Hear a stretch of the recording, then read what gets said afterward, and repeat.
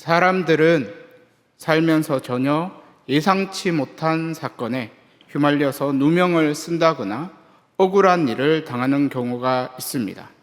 그리고 자신을 그렇게 만든 사람을 끝까지 용서하지 못해서 한평생 한을 가지고 살아가는 사람들도 있습니다. 그런데 요셉은 자신을 애굽에 팔았던 형들을 용서합니다. 그리고 오늘 본문에 그 용서의 비결이 나와 있는 것을 볼 수 있는데 그 비결은 하나님에 대한 믿음이었습니다. 그러니까 요셉은 하나님의 크신 섭리가 결국 믿어지고 그 믿음 때문에 결국 형들도 용서할 수 있었는데, 하나님께서는 이 모든 만물을 결국은 지금도 다스리시고 보존하고 계십니다. 그리고 그 일을 위해 악인도 사용하시고 의인도 사용하시는데, 하나님께서는 모든 것을 합력해서 선을 이루시는 그러한 분이십니다. 로마서 8장 28절 말씀을 보면 이렇게 되어 있습니다. 우리가 알거니와 하나님을 사랑하는 자 곧 그의 뜻대로 부르심을 입은 자들에게는 모든 것이 합력하여 선을 이루느니라. 여기 선은 구원을 말한다라고 말할 수 있는데, 하나님의 구원 계획이 믿어지면 우리는 원수까지도 사랑할 수 있습니다. 그래서 우리들이 성경 말씀을 통해 하나님을 바로 알고 또 하나님의 구원 계획을 믿으면 우리들에게 변화가 반드시 일어나는데, 얼마나 큰 변화가 일어나는가 하면 요셉처럼 원수까지도 사랑하고 용서할 수 있는 장성한 분량까지 이르게 되어집니다.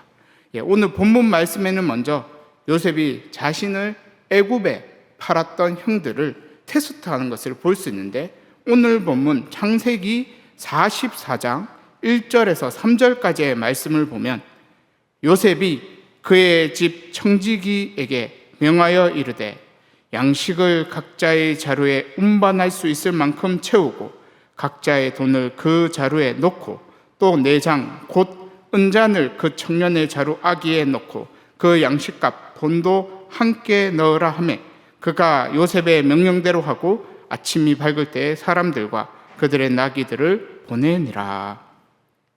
여기에 보면 그 청년이 나와 있는데, 이 청년은 요셉의 친동생 베냐민을 말하는 것입니다. 그런데 지금 요셉이 가장 사랑하고 아끼는 이 베냐민에게 은잔을 몰래 넣고 일부러 도둑 누면을 씌우려고 하는 것을 볼 수 있습니다. 그래서 이런 요셉의 이 행동은 참 이해하기 어려운 행동이라고 말할 수 있습니다.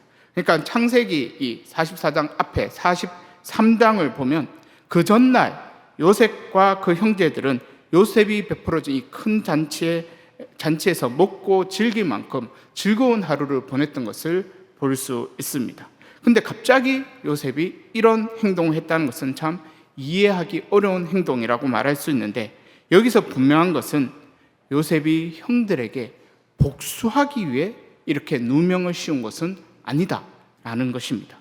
그러니까 요셉이 형들을 복수하려고 마음을 이미 먹었다면 처음 이 요셉과 형들이 딱 만났을 때 그때 양식 한 개 안 주고 굶어 죽이면 되는 겁니다. 아니면은 자신의 정체를 좀 미리 밝혀가지고 정말 나를 팔았으니까 죗값을 치르라고 그냥 감옥에 넣어서 그렇게 피말라 죽일 수도 있는 것입니다. 그런데 요셉은 그렇게 하지 않았습니다.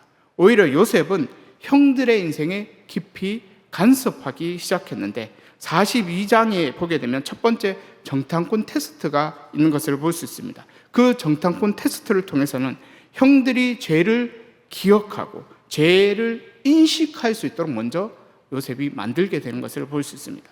그리고 오늘 본문에 어떻게 보면 두 번째 테스트를 통해서 형들이 과거와는 좀 달라졌는지 정말 변화가 일어났는지 보기 이렇게 했는데, 여기서 중요한 것은 요셉은 이미 형들을 다 용서했다라는 것입니다.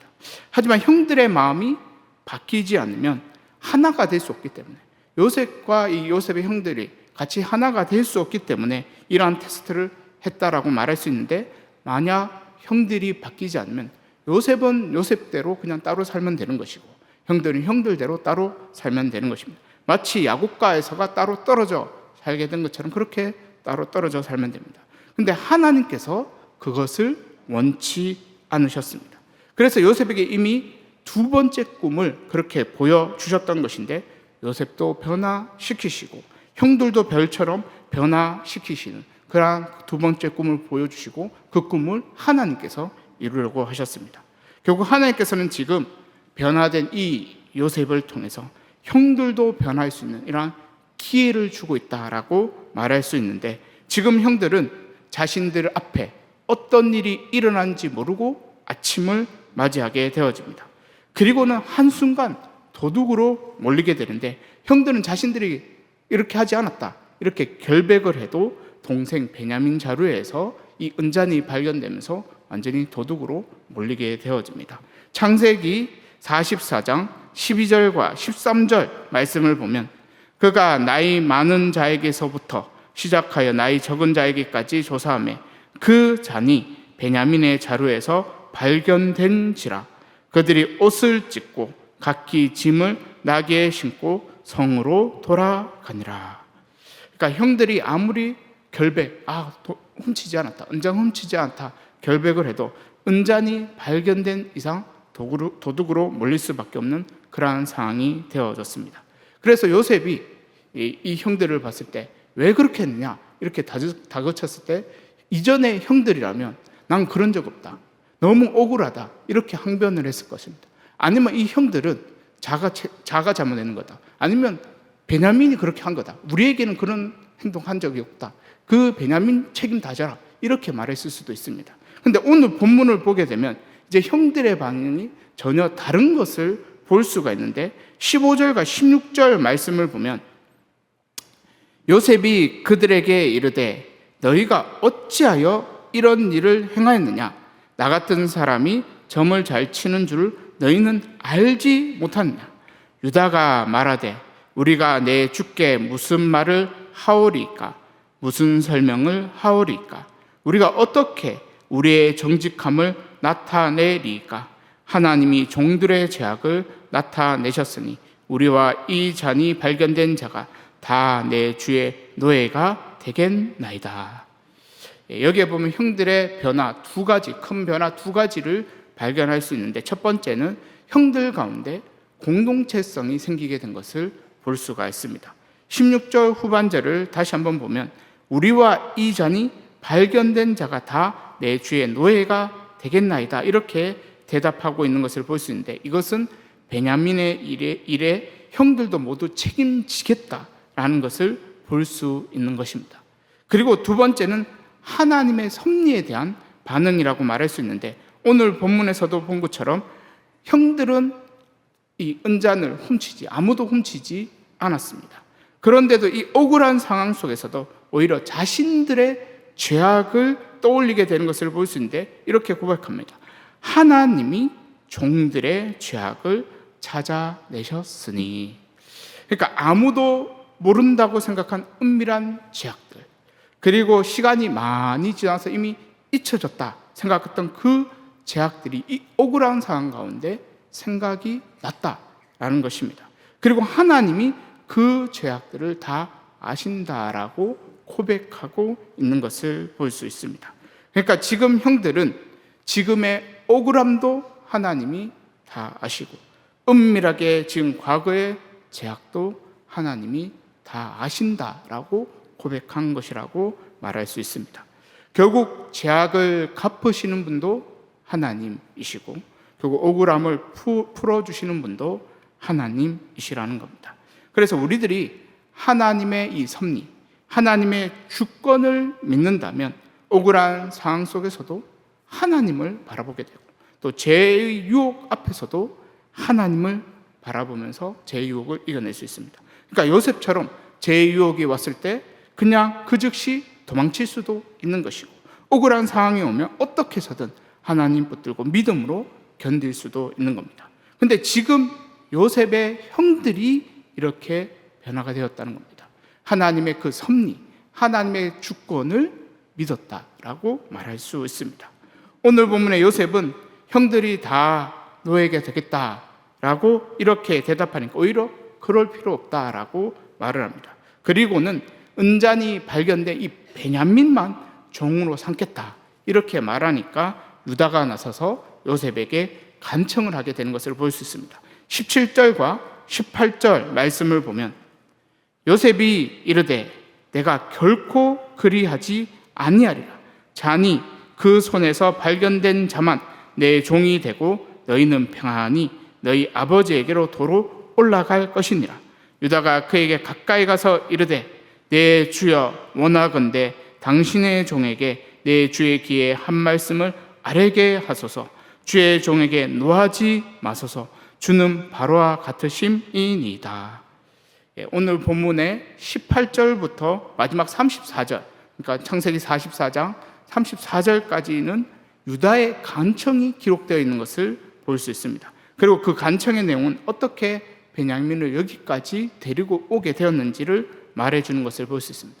특히 간청의 내용 가운데 보면 여전히 아버지 야곱은 편애하고 있는 것을 볼 수가 있는데, 창세기 44장 27절에서 30절까지의 말씀을 보면 주의 종 우리 아버지가 우리에게 이르되 너희도 알거니와 내 아내가 내게 두 아들을 낳았으나 하나는 내게서 나갔으므로 내가 말하기를 틀림없이 찢겨 죽었다 하고 내가 지금까지 그를 보지 못하거늘 너희가 이 아이도 내게서 데려가려 하니 만일 죄가 그 몸에 미치면 나의 흰머리를 슬퍼하며 수월로 내려가게 하리라 하니 아버지의 생명과 아이의 생명이 서로 하나로 묶여 있거늘.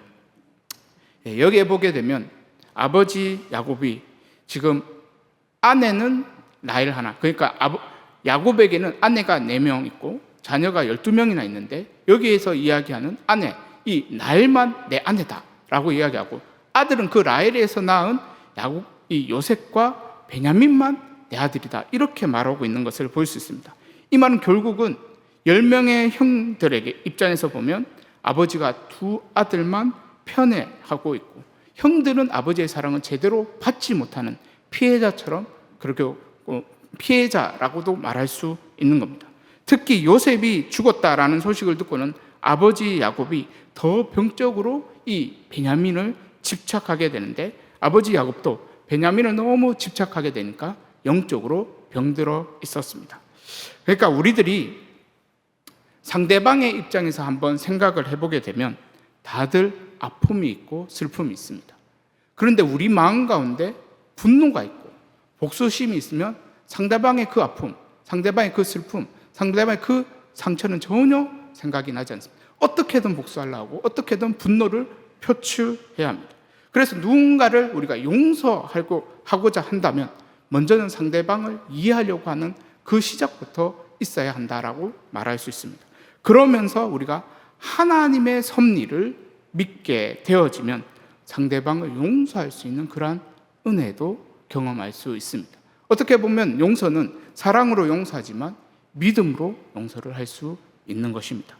어쨌든 오늘 본문의 유다는 베냐민을 향한 이 아버지의 병적 집착을 가지고 있는 이 아버지를 바꾸려고 하지 않고 그냥 있는 그대로 받아들이면서 자기 자신을 희생해서 아버지에게 자신이 담보가 되겠다라고 하면서 베냐민을 데리고 오려고 합니다. 그랬더니 그 말을 들었던 아버지는 굳게 닫힌 마음을 열면서 아버지는 이르면 이르리라 하면서 베냐민을 내어보내게 되어집니다. 그러니까 유다는 자신을 담보로 베냐민을 데리고 오겠다라고 아버지에게 약속을 했습니다. 그리고 이제 그 약속대로 그 말대로 실천해야 하는 그러한 상황이 오게 된 겁니다. 그러니까 우리들은 보통은 말은 그렇게 하는데 행동을 해야 될 때는 행동하지 못할 때가 많습니다. 그러니까 요즘 우리 그리스도인들이 욕을 먹는 이유는 말은 굉장히 잘합니다. 말은 정말 다 해줄 것처럼 그렇게 얘기하는데 정작 실천을 해야 할 그때는 실천하지 않아서 세상 사람들에게 욕을 먹습니다. 그리고 우리의 기도에 능력이 나타나지 않는 이유도 목숨 걸고 기도하지 않으니까 능력이 나타나지 않습니다. 그런데 오늘 본문의 유다는 어떻게 보면 목숨 걸고 자신의 담보로 아버지에게 약속을 했습니다. 그리고 이 약속대로 행동해야 될 때 진짜 그렇게 행동하려고 하는 것을 볼 수가 있습니다. 32절과 33절 말씀을 보면 주의 종이 내 아버지에게 아이를 담보하기를 내가 이를 아버지에게로 데리고 돌아오지 아니하면 영영이 아버지께 재짐을 지리이다 하였사오니 이제 주의 종으로 그 아이를 대신하여 머물러 있어 내 주의 종이 되게 하시고 그 아이는 그의 형제들과 함께 올려 보내소서. 여기에 보면 32절에 담보라고 되어 있고 33절에는 대신하여 이렇게 되어 있는데, 유다가 담보라는 말을 했던 이유는 아버지 야곱을 설득하기 위해서 어떻게 보면 내뱉은 공수표가 아니라 정말 실제로 그렇게 하겠다라는 각오로 담보라는 말을 했습니다. 그리고 정말 실제 그 현실에 닥쳤을 때 그 아이를 대신하여 하겠다 이렇게 말하게 되는 것을 볼 수 있습니다. 그리고 여기에 능력이 나타나는 것을 볼 수 있습니다. 오늘 본문 창세기 45장 1절과 2절 말씀을 보면 요셉이 시종하는 자들 앞에서 그 정을 억제하지 못하여 소리질러 모든 사람을 자기에게서 물러가라 하고 그 형제들에게 자기를 알리리. 그때 그와 함께한 다른 사람이 없었더라. 요셉이 큰 소리로 우니. 여기 보면 요셉은 그 정을 억제하지 못하고 이제 큰 소리로 통곡하며 울었다 이렇게 말씀하고 있는데, 요셉은 형들의 이 변화된 모습을 보고 통곡하고 울었던 것입니다. 그러니까 요셉은 이미 형들을 다 용서했기 때문에 형들이 돌이키기만 하면 형들을 안아주고 그렇게 안아주려고 그렇게 기다리고 있었는데, 어떻게 보면 정작 막 안아주고 싶어도 이렇게 감정을 절제하면서 기다리고 있었습니다. 그런데 형들의 변화된 모습을 보면서 그냥 통곡하며 울고 그렇게 안아주게 되는 것을 볼 수가 있습니다. 그러니까 이 요셉은 어떻게 보면 예수님의 예표라고 말할 수 있기 때문에 요셉의 이러한 모습을 통해 예수님이 죄인된 우리들을 안아주시려고 기다리는 모습과 같다라고 말할 수 있습니다. 그러니까 우리들이 십자가 앞에서 예수님께 돌이키기만 하면 예수님은 우리의 죄악을 깨끗하게 씻어주시면서 안아주십니다. 우리가 요한일서 1장 9절 말씀을 보면 이렇게 되어 있습니다. 요한일서 1장 9절 말씀을 보면 만일 우리가 우리의 죄를 자백하면 그는 미쁘시고 의로우사 우리 죄를 사하시며 우리를 모든 불의에서 깨끗하게 하실 것이요. 그러니까 용서는 주님이 하십니다. 우리의 죄는 주님이 사해 주십니다. 그래서 우리는 우리의 죄악을 깨닫고 다시는 그렇게 살지 않겠다 회개하여 돌이키면 결국은 요한일서 1장 9절 말씀처럼 우리의 죄는 깨끗하게 사함받게 되어집니다. 그리고 이러한 십자가의 은혜, 이러한 십자가의 용서를 받은 자들이 다른 사람을 용서하고 자기 자신을 주님께 드릴 수가 있는 것인데, 우리의 인생 가운데 용서도 없고 다른 사람을 구원하지 못하는 이유는 주님께 나를 온전히 드리지 못하기, 온전히 돌이키지 않기 때문에라고 말할 수 있는 것입니다. 그러니까 우리들이 왜 그렇게 간절히 기도하게 되는가 하면 하나님 뜻에 나를 드리려고, 또 내 목숨 걸고 영혼을 구원하려고 간절히 기도하는 것입니다. 그런데 다들 기도를 할 때 자기 자신의 문제만 두고 기도하기 때문에, 자기 먹고 사는 그 문제만 두고 기도하기 때문에 자기 문제 해결된 것만 만족하고 있어서 기도에는 능력이 나타나지 않는 것입니다. 그러니까 우리의 기도에 능력이 나타나려면 어떻게 보면 유다처럼 자기 자신을 온전히 드릴 수 있어요. 주님께 확실하게 돌이켜야 능력이 나타나는 것인데, 우리가 성경을 보게 되면 하나님께서는 광야에서 금송아지를 만들어서 그 앞에서 춤추었던 이스라엘 백성들을 다 진멸하려고 했던 것을 볼 수 있습니다. 그렇게 다 진멸하려고 했을 때 그때 모세가 자신을 드리면서 기도했더니 그때 하나님께서는 긍휼을 베풀으셔서 이스라엘 백성들을 살려주신 것을 볼 수 있습니다. 출애굽기 32장 31절과 32절 말씀 한번 보게 되면 이렇게 되어 있습니다. 모세가 여호와께로 다시 나아가 여짜오되 슬프도소이다. 이 백성이 자기들을 위하여 금신을 만들었사오니 큰 죄를 범하였나이다. 그러나 이제 그들의 죄를 사하시옵소서. 그렇지 아니하시오면 원하건대 주께서 기록하신 책에서 내 이름을 지워버려 주옵소서. 여기에 보면 모세는 하나님께 자신을 그냥 드리겠다, 그냥 내 이름을 지워달라고 이렇게 이야기합니다. 그랬더니 오히려 하나님께서는 이스라엘 백성들을 살려주시는 것을 볼 수가 있습니다.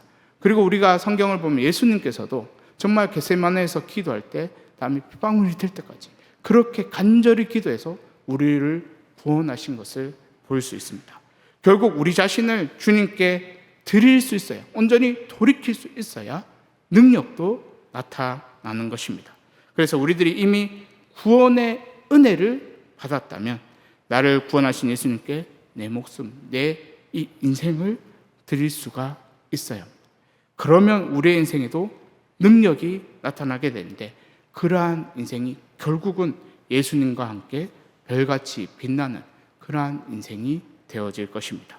오늘 본문에 드디어 요셉은 형들에게 자신의 이름을 밝히는데 형들은 이 사실을 믿지 못합니다. 그래서 요셉은 형들에게 이렇게 말하게 되어집니다. 오늘 본문 창세기 45장 3절에서 5절까지의 말씀을 보면, 요셉이 그 형들에게 이르되 나는 요셉이라. 내 아버지께서 아직 살아 계시니까. 형들이 그 앞에서 놀라서 대답하지 못하더라. 요셉이 형들에게 이르되 내게로 가까이 오소서. 그들이 가까이 가니 이르되 나는 당신들의 아우 요셉이니 당신들이 애굽에 판 자라. 당신들이 나를 이곳에 팔았다고 해서 근심하지 마소서. 한탄하지 마소서. 하나님이 생명을 구원하시려고 나를 당신들보다 먼저 보내셨나이다. 요셉은 당신들이 애굽에 판 자라고 이렇게 말하는데, 이 말을 하는 이유는 형들과 요셉만 이 사실을 알기 때문에 이렇게 말한 것입니다. 그래서 형들이 이 말을 딱 들었을 때 굉장히 두려웠을 것입니다. 그런데 요셉은 형들의 그 마음까지 다 꿰뚫어 보고는 요셉은 근심하지 마소서, 한탄하지 마소서 이렇게 말하게 되는 것을 볼 수 있습니다. 여기에 이 한탄하지 마소서라는 말은 원어적으로나 또 영어의 번역에 보면 자기 스스로에게 화내지 마소서라는 말씀이 되어집니다. 그러니까 우리들이 실수를 하거나 똑같은 죄를 반복해서 짓게 되어지면 자기 자신을 책명하면서 자신을 분노하는 경우, 자기 자신에게 분노하는 경우가 많습니다. 그래서 그 죄를 어떻게 보면 또 감추려고 하다가 또 다른 죄를 짓게 되기도 하는데, 결국은 우리 스스로에게 분노하게 되면 또 다른 죄를 짓든지 아니면 자기 스스로를 용서하지 못해서 자기를 학대하게 되어집니다. 그런데 그것을 다하는 요셉은 형들에게 그렇게 하지 마소서, 한탄하지 마소서 이렇게 말하게 되어집니다. 그리고 그 이유에 대해서 말하기를 하나님께서 다 하신 겁니다 라고 말을 합니다. 5절 중반절을 다시 보면 하나님이 생명을 구원하시려고 나를 당신들보다 먼저 보내셨나이다. 그러니까 이 모든 계획들이 하나님께서 하셨다라고 말씀을 하고 있습니다. 근데 여기서 우리들이 오해를 하면 안 되는 것이, 하나님께서 이 모든 것들을 다 하셨으니까 형들은 죄 없네 이렇게 오해를 하면 안 되는 겁니다. 왜냐하면 죄는 반드시 죄값을 치러야 하기 때문에, 하나님의 섭리 가운데 일어나는 일이라도 죄는 죄값을 치러야 하기 때문에, 그러니까 하나님께서는 요셉을 애굽으로 판 형들을 사용하셔서 하나님의 크신 계획을 이루어 가셨는데, 하나님께서는 형들에게도 죄값을 치르게 하십니다. 그리고 그 과정 속에서 형들을 변화시켜 주셨는데, 결국 죄를 지은 악인이라도 하는 손에 붙들려 있기만 하면 변화가 일어날 수 있습니다. 그런데 대부분 악인들은 하나님 손에 붙들리지 않습니다. 대부분 악인들은 죄를 짓고도 회개치 않아서 결국은 더 큰 죄를 지으면서 결국 하나님께 완전히 버림받게 되는 것을 볼 수가 있습니다. 그러니까 하나님의 섭리의 목적이 5절에 분명하게 나와 있는데, 하나님의 섭리의 목적은 생명 구원이라는 것을 알 수 있습니다. 그리고 그 생명 구원을 위해 하나님께서는 악인도 사용하시고 또 의인도 사용하시는데, 의인을 고난을 통해 연단하셔서 사용을 하십니다. 그리고 오늘 본문을 보면 요셉은 좀 더 구체적으로 하나님의 그 섭리에 대해서 말씀을 하고 있습니다. 6절에서 8절까지의 말씀을 보면, 이 땅에 2년 동안 흉년이 들었으나 아직 5년은 밭갈이도 못하고 추수도 못할지라. 하나님이 큰 구원으로 당신들의 생명을 보존하고 당신들의 후손을 세상에 두시려고 나를 당신들보다 먼저 보내셨나니 그런즉 나를 이리로 보낸 이는 당신들이 아니요 하나님이시라. 하나님이 나를 바로에게 아버지로 삼으시고 그 온 집의 주로 삼으시며 애굽 온 땅의 통치자로 삼으셨나이다. 여기 7절을 보면 좀 더 명확하게 말씀하고 있는데, 하나님이 큰 구원으로 당신들의 생명을 보존하고 당신들의 후손을 세상에 두시려고 나를 먼저 보냈다, 이렇게 말씀하고 있는 것을 볼 수 있는데, 여기에 당신들은 하나님께서 택하신 야곱의 가족들, 다시 말해 한 아브라함의 언약을 이어받은 백성들을 말한다라고 말할 수 있습니다. 그래서 하나님께서는 세상 끝날까지 언약 백성들의 생명을 보존하시는 것이 어떻게 보면 섭리, 하나님의 섭리의 중요한 목적 중에 하나인데, 야곱의 집은 그 당시 구약의 교회라고 말할 수 있습니다.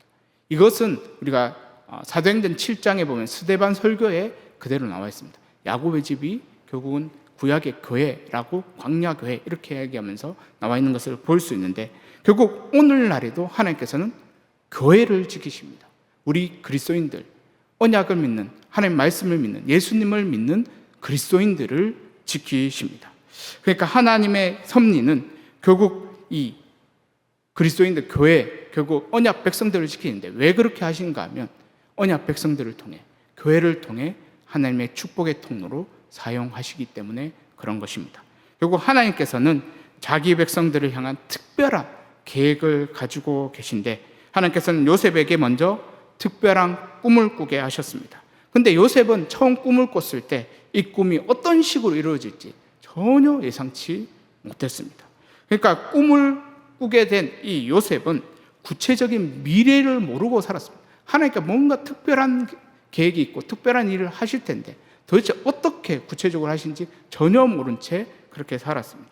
하지만 요셉은 어떠한 상황 가운데, 어떠한 절망 가운데도 믿음을 잃지 않았습니다. 매 순간 매 상황 가운데 믿음으로 순종하며 한 걸음 한 걸음 나갔습니다.